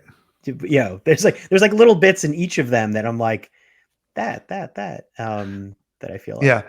Which is frankly my exact experience as an early prototyper on these things is I have definitely experienced prototypes that are better than anything on the market today in one dimension. In some fact, they're either higher resolution or brighter or smaller, but not all of those at once. So the kudos we want to give to the teams, the Snap team and the Meta team, is it's really hard to put all of those things together into a product and to make it work. But individually, I and other people have all seen better instances of each of those technologies, but you got to make compromises when you want to put something into a product. You can't always get everything. You got to trade off heat and weight and all the other things that you've had. But various startups, some of them are not even around, have shown me things that have completely blown me away in at least one or two of those dimensions. Like there was a company that was called iWay that's no longer around, but they were using a laser projection and they had super bright imagery that when they showed the dragon breathing fire, you felt the heat, even though it was a visual only display. And it wasn't real heat. You just imagined it, but you felt hot with that fire. It's because it was so bright and it was just so crisp, but they were never able to solve all of the problems that they needed to solve, like full eye tracking and everything else. So a lot of people run up that hill. Kudos to everybody who at least gets to the top with something that works. And we're all waiting for the next thing as well. That's gonna get us to both the next level and also enough quantity of devices out there so that the developers will jump in and start building those applications finally for the tens and hundreds of millions of customers that they're waiting for. We see it. We all see that horizon, but we're not quite there yet. So I think you have your last question coming up, Avi. Yeah, well, we like to leave the last one open. I think last time we asked you to come up with a question of something you should be asked that people may forget to ask you, but we're going to refine that a little bit since we already did that once. I think and ask you, maybe let's focus it and say, and we'll let you pause to think here again too. So don't worry about a snap answer. But what is the question that we should be asking about this latest round of devices, the things that have come out over the last 2 years, other than maybe what we've talked about already today, that even then not everybody talks about, but there's still something out there that is on the horizon and nobody's really talking about yet, but it's going to become it's worthy of discussion, and maybe we don't even know the answers yet, but it's something which is what are we overlooking? What are we forgetting about these things that maybe past experience tells us could be a problem, but yet it's just not on anyone's lips. Is that Yeah. No, I honed in think there's well a enough? lot of Okay. ways. There's a lot of ways to go with that. And I'm going to go with something that's an extension of what we were talking about before a little bit. Partially I think about my eyes because I know, but we're already kind of going there with prescription, and there's a little bit of a a hurdle with that, with inserts, and whether these become your everyday glasses, and am I wearing Mark Zuckerberg's contact lenses, and it's everything, putting something on and then really making it part of everything that you are. But that's not the thing I think about the most. I was talking with developers, friends, and other people at Connect, and this kind of came up that, are we overlooking a new opportunity for a new paradigm and thinking about what it means to be computing in AR? I think we talk about that, like I was talking about, we see these grids of apps and these interfaces, and we're kind of seem to be settling in on these things about, like, you open something up and you use your hand and you do this. And my thought is, are we sure about that? And it's like, and are we sure about, like, if something is taking over your entire field of engagement and things that I'm sure there are some studies on this already in terms of, like, you mentioned cognitive overload and exhaustion, or whether we need to take breaks, or whether the stuff that's being presented to us should be a little less overbearing and we turn things on as needed. It suggests that the end interface for this should be very different than what we are used to. People talk about phone exhaustion, and people talk about, everybody's trying to take a break from their phones, or they're addicted to this and they're using that. Wearing screens on your faces, everyone, there's been a lot of commentary on this already. Like, what are we doing? We're just going to have more of this stuff on us. And I think something in the ambient and the selective focus and the ways you could tune your senses, something in that suggests a very different interface than, oh, here's your grid of apps, let's open something up. Especially if everything is going to be AI guided, and you get to this point where you have things that are more attuned to you and you begin to kind of train them to you. And maybe you have the sense of, like, a feedback awareness, and you're in this flow with multiple things. And, what is that? Is that something you're opening and closing, like moving a window? I think these are still metaphors of a very old age. Mm-hmm. And I'm seeing them popping up in these bleeding edge products. And I think there needs to be an explosive rethinking of that on a way that, like, would bend your brain. But if we're going to have neural inputs and other things going down the road, this more sensory hooked in landscape doesn't feel like the end point is anywhere near resembling something that we've had before. And so I don't know if all of that can be solved now. It's like, that sounds like a question for AI and its limits too, and how much people want to use it. So that's my big question. That's the thing I don't think people are thinking about. And it does have to do with AI, because I think AI's presence in XR feels very embryonic. And once that starts coming into our senses, and, we're only seeing this on a very introductory level, that feels extremely profound and very hard to describe what that would be. But I think we're going there. You have lots of sensory inputs. That means data sets. That means AI doing things. We're with text and images now, but what happens with all of that? Try to say it concisely, what you were saying. See if this is right or not. Just if I can sum it up, is that hopefully we're with AR, we're entering into kind of the ultimate skeuomorphism of interfaces, which is, let's mimic reality. Let's make them one-to-one with reality, such that we don't notice the difference between reality or not. But what we've done is, in the process, we've turned everything, virtual matter, into putty, letting us do anything we want. So why should we settle at simply recreating reality when we can dive into what is the nature of thought, what is the nature of being, what is the nature of awareness and consciousness, and we could be designing interfaces at that level.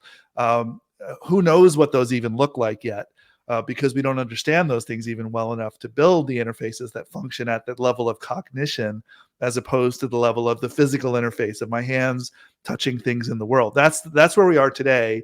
But that same unlocking of the AR interface lets us get to the next level after it, which we might call it something like post-symbolic computing, or whatever an academic might pick for that. But something that unlocks this whole new thing, and we can only speculate what that looks like. So I think it's a great question to end on, because we don't know the answer. We can only start to speculate of what that might look like. But we know we're getting close to being able to do that, because the technology will let us do anything.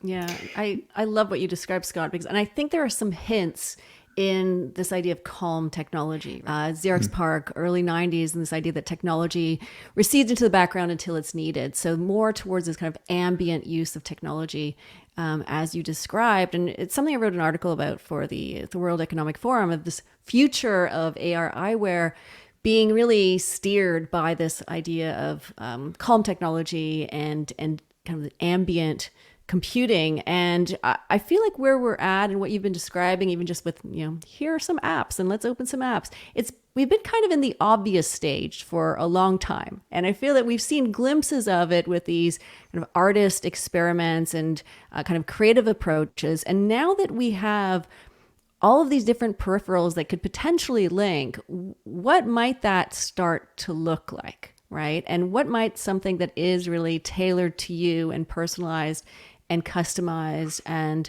I mean, we've seen glimpses of it. I think the Bose AR glasses were fascinating. The fact that they were audio only, right? And you had these experiences that would information would be respond that was relevant to your location, to your head orientation, and there were no cameras. But I think that is an excellent question, and something to hopefully inspire our listeners who are designers and developers and anthropologists and all sorts of designers, filmmakers, writers, everybody else that is involved in communication and what this future could look like. So I think that's fantastic.